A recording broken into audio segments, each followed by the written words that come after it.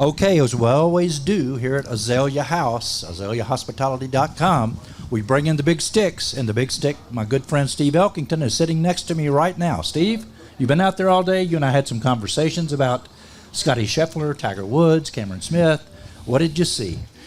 I think by the end of this day, the day is going to belong to Tiger Woods. Shot 71 today, which was pretty amazing. Although Cam Smith, who was a tournament favorite, probably going into the event, double bogeyed the first hole and the last hole and shot 4 under. So he's leading at the moment. You talked about Scotty Scheffler yesterday on the show. He's currently, what, 3 under? 3 under par right now. I mean, Tiger Woods, we followed Tiger quite a bit today, and there's a lot of amazing things going on at Augusta, but today was pretty special. It seemed pretty magical out there watching it from this vantage point on TV, that he looked, his pep was in his step. He looked good. Just a couple of times we saw him limp a little bit, but he just looked like his game was spot on. Just a few little hiccups. Well, he knows how to play this course. This is going to be his best chance to win, to get to the 16th major. He plays this course differently than he did when he was in 97, when he was so powerful. Now he's, laying up on 13 and 15. In fact, on 15, we thought maybe this round may come apart, but he was way over the left, in the bushes, in the mud and everything.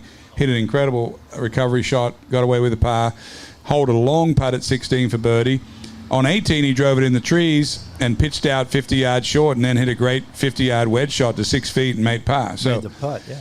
He's totally up for this contest, and I think this is going to be a really interesting Masters. Yeah, it's going to be a lot of fun.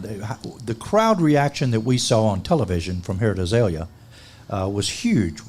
What was it like to be there, standing there in the middle of it? What did the crowd do? The crowd noise on 16 was, we were already on our way back to the clubhouse. We were already 1, 2, 3. We were 4 holes over when he made the putt at 16, and that was sounding like old times with Jack and Tiger back in the day.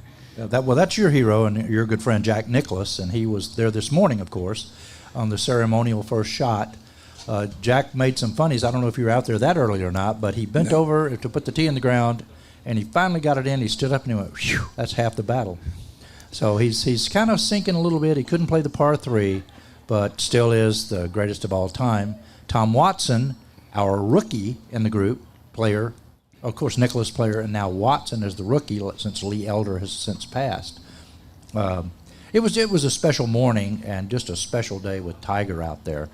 So let's go to a couple of other players. I mean, you talked about Cam Smith. What did you see? I was disappointed in obviously seeing him start with a double bogey, and then next we looked up, he was, instead of being 2 over, he was 2 under. And then we saw him birdie 14, 15, 16 to get to 6 under. And then we left, and he made double on 18. So, when you think about making 2 double bogeys and 8 birdies at Augusta today, I mean, you got to watch out for Cam Smith because he's putting so good. And I think Cam Smith's going to be there. There's no doubt about it. And Scotty Scheffler, of course, had a Scheffler I didn't get to see. He's still in the middle of his round right now, right? Yeah, 3 under? Well, he's just finishing up, yeah. Oh, is he? Yeah, so that's great. You and I talked on this show about, all these name players. There's about a dozen of them that we expect them to be there. And of course, Scheffler. What's Rory doing? What's Rahm doing? Rahm's 1 over. Is Rory in there yet? I've not seen Rory. Does anybody in the crowd know of what Rory's doing? Somebody hollered out. He's at even par. Through 8. Thank you. Jim Nance is here joining us for the play-by-play. Thank you so much. Haven't seen. Let's just, for the crowd here at Azalea, give us your insights. Now, you finished bronze twice in this tournament, in the Masters. You had an experience with Tiger Woods. I really want you to retell the story. I won't mess it up. You start the whole story. This is a great little spot. I think the story you're talking about is in 97 when Tiger became Tiger. He won this tournament by 12. I was teeing off early that day on that Sunday, and we were having a little bet amongst ourselves. Some of the other tour players put some money in, and we were gambling amongst ourselves because we felt like Tiger was playing later. And by the time I finished shooting a 67, which I won all the money from all those guys that day, I was in the locker room just cleaning up, and I heard the toilet flush, and out from the commode came Tiger, and I looked at my watch, it was 2 o'clock, and I realized that he hadn't even teed off yet, and he was about 15. The last tee off time on Sunday is 2:15, and he walked past me, and he was washing his hands. He had his red shirt on, and didn't want to say anything to him, but I'm looking through the mirror, and he's looking through, he's doing his thing, and when he looked at me, I was trying to say, hey, good luck, have a great day, and his eyes were. Someone told me today that he had those eyes going today. His eyes are like a leopard or something, and they just look right through me. And, that was the start of, this run. We've seen this book, essentially a book, a Tiger Woods book. We've all lived it. We saw the beginning of it. We saw the middle. There's tons of chapters in this book, highs and lows. And I don't know how this book's going to finish.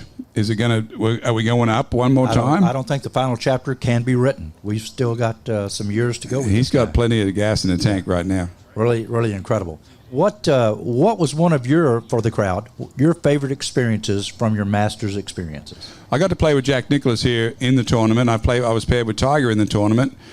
I've been lucky enough to play with my career was long enough, 30 years, to play with Nicklaus, Watson, Raymond Floyd. I used to play with Raymond Floyd in this tournament. This is a little known fact, Frank. When Mr. Stevenson from Arkansas was the chairman, Stevens, yeah. He used to let some of the Masters champions choose their Thursday tee time. So I was in LA one year playing golf in the tournament, and Ray Floyd came up to me and said, "Do you want to play at Augusta?" And I said, "Yes, I do." And he said, "What time?" And I said, "Any time." And he said, No. What time do you want to play at Augusta? And I said, "Raymond, what are you talking about?" He goes, "What time do you want to play on Thursday of the tournament in April?" I said, I still don't understand. He said, "Look, they let us pick a time or two." So I finished up. Raymond picked me to play with him at noon on Thursday for about 3 years in a row. Wow. It was a great honor for me playing with Ray. As I said, Watson. I was even here when Weiskopf was playing. So I've been lucky enough to play with all these guys. And what was it like playing with Jack?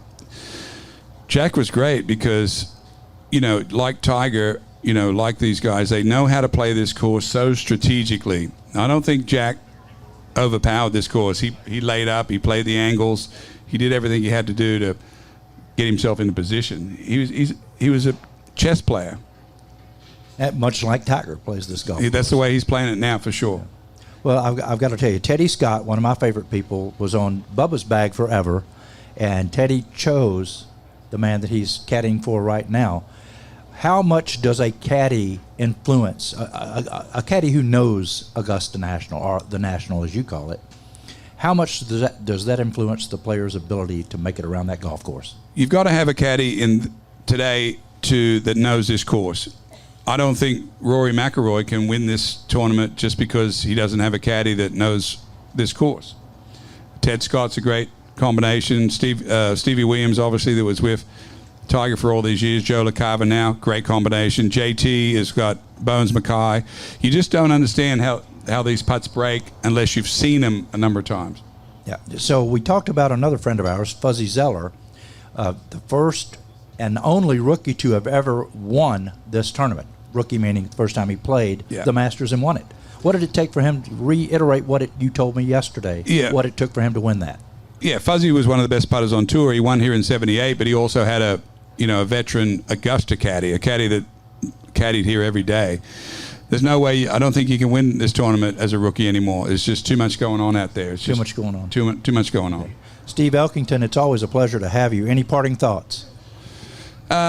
I think the lead is going to finish up around 4 or 5, or maybe it won't even get past 4, which is going to box everyone in, and it's going to be very interesting tomorrow because it's going to blow 30 miles an hour. It was windy today out there, very difficult.